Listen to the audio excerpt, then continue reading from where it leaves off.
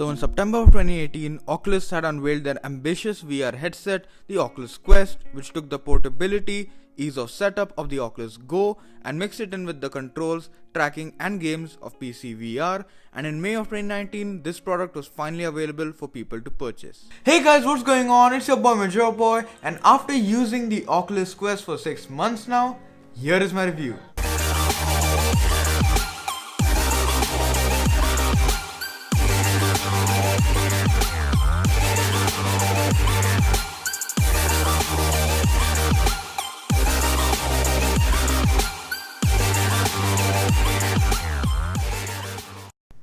Let's start off our review with the most crucial component of any VR headset out there, the display, as through it you will be viewing and experiencing your virtual world. The display on the Quest is an OLED panel which has a per eye resolution of 1440 into 1600, giving it a total resolution of 2880 into 1440. That is more than the resolution of the Oculus Rift S, but at the same time has the same resolution as the way more expensive HTC Vive Pro. The Oculus Quest also has a 72Hz screen refresh rate, which is not bad, but considering that its PC VR counterparts have higher refresh rates, this is a major downside to the Quest. Personally, I have no problem with this display. It is a big improvement from the Go, as everything around me looks super crisp due to the higher PPI and that beautiful OLED panel. The refresh rate has worked for me. It is certainly better than the 60Hz refresh rate of the Oculus Go, which really did not allow you to play games for an extended period of time because of, motion sickness.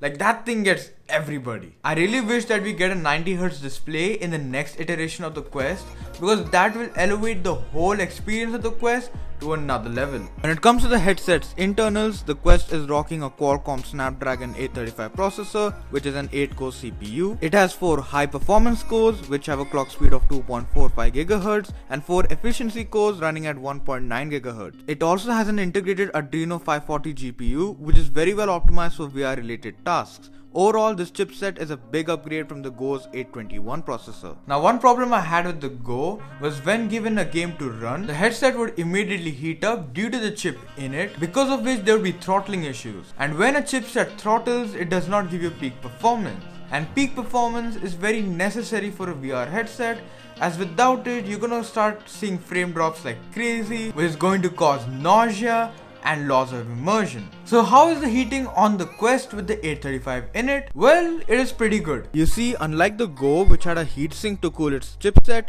the Quest has a proper cooling fan in it to pull the heat away from the 835, ensuring in minimal heating up of the chipset, which allows you to enjoy your games without any hindrance.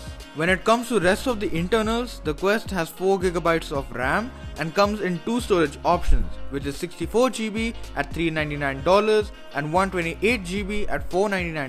Now, there was this very big flaw in the Go, and that was that it only had 3 degrees of movement. What that means is that you can't interact with objects in the virtual world in the same way as you can in the real world. But now the Oculus Quest is the first all-in-one VR headset to have 6 degrees of movement, which makes the Quest super immersive and fun. For all those people who do not know what 6 degrees of movement is, it basically means that you can interact with objects in the virtual world in the same way that you do in the real world. Now, this is all possible due to the sensors that are embedded inside the headset that can track your movement. It does so by scanning your surroundings and making a 3D map of it, and then combines the data with the gyroscope and accelerometer to give the headset's position once every millisecond. When it comes to battery life, the Quest has a 3648 mAh battery that lasts for 3 hours on a full charge. Coming to I/O, the Quest has a Type-C port which can be used for charging and transferring data. It also has 2 audio jacks on either side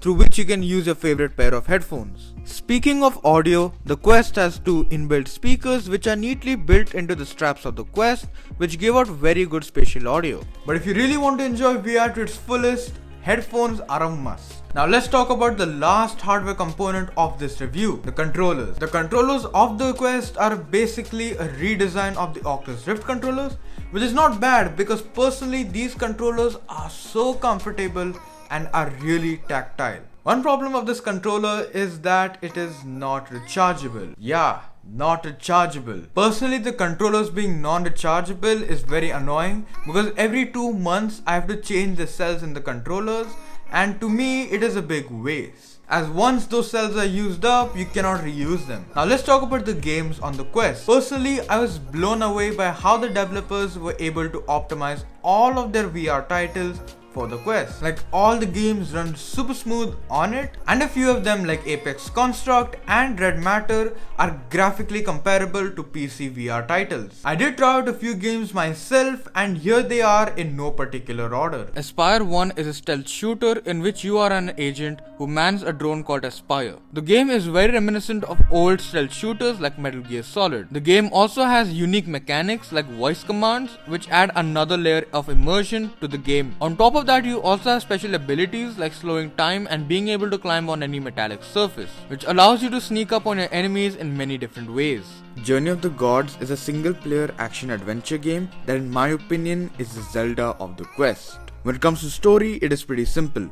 Evil is coming and you're the only one who can stop it. In this game's case, evil is the Chaos move. Gameplay-wise, the game is awesome. You have 3 weapons that can all be upgraded in the future: a sword, a shield, and a crossbow. You also have God mode, which can give you a big edge in combat, as you can make cover to hide from enemies, or you can use God mode to launch powerful attacks like lightning to destroy your enemies. One thing that I like about this game is that the game enemies are also varied, from a slug that shoots poison at you to a boss slug that can make poison pits around you and shoot balls of energy from a long distance. The game visually is beautiful and in my testing is bug free. Superhot is an action shooter that takes a twist on first-person shooters. You see the in-game time moves only when you move, meaning that your enemies and their bullets will only move when you move. But if you stand still, so will time. You can dodge incoming bullets by moving small steps, which in-game will be a fraction of a second. But Superhot's real gameplay exists in those moments where time has stopped and you have to calculate your next movement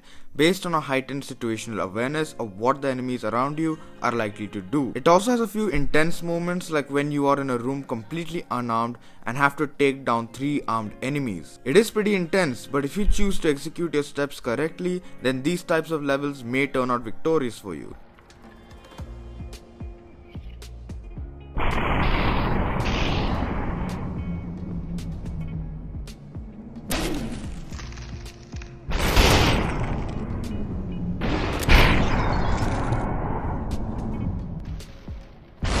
Super hot.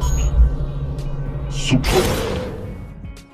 Now there were 2 new features that were added to the Quest in December of 2019, and those 2 features are PC Link and hand tracking. PC Link allows you to basically connect your Quest to your PC, and then through that you can play all your PC VR titles without the hassle of setting up extra cables or sensors. All you need is a PC Link cable and you are set. Personally, I think through this, Oculus wants to appease even the PC VR fans, because now they have a headset that they can take on the go and at the same time can use it at home, either on its own or with a PC. Hand tracking, on the other hand, is something completely out of a science fiction movie. It is a system that substitutes your controllers for your hands. Personally, for me, hand tracking is more of a gimmick than a feature for the time being. But if in the future they come out with some kind of haptic gloves or something for hand tracking, then for me it will go from a gimmick to a legit feature. So is the Oculus Quest worth buying? If you are somebody who just wants to use VR for, watching movies or experiencing some simple experiences or even playing a few simple VR games, then you're better off with the Go, as the Quest is really overkill with its advanced features for such simple tasks. On the other hand, if you want to experience true VR gaming and want to experience the true potential of VR, then there's nothing better than the Quest right now. Well guys, that's all for today. Tell me down in the comments below, what do you guys think about the Oculus Quest? If this review was helpful to you, then please give a big fat thumbs up on the video. But if you loved it, then please subscribe to the channel. And as always, I'll be signing off for today and I'll see you in the next one.